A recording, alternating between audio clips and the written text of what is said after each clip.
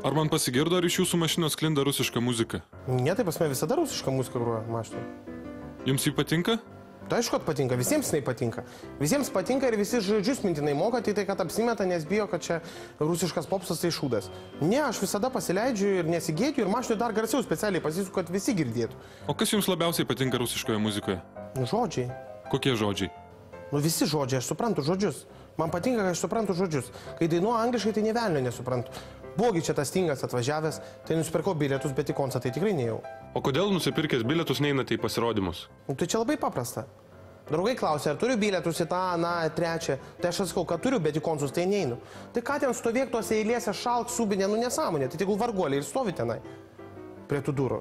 Va, į rusų artistus tai aš visada vaikštau. Liubė, man labai Meladija dar patinka, Dima Bilanas. O Filipas Kirkorovas ir ta Pugačiovo, tai iš vis klasika čia yra. Čia tokius reiktų vaikams per muzikos pamokas dėsit, o ne apie Chopinus kažkokius.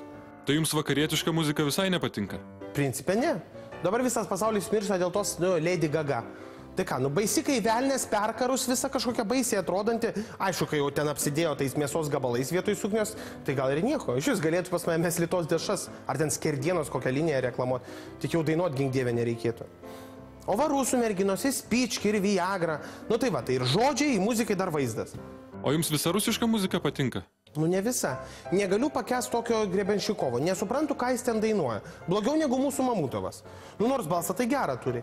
Galėtų dainuoti apie kokius, zonui sėdinčius bičius, vat kaip Rozenbaumas, Šufutinskis dainuoja.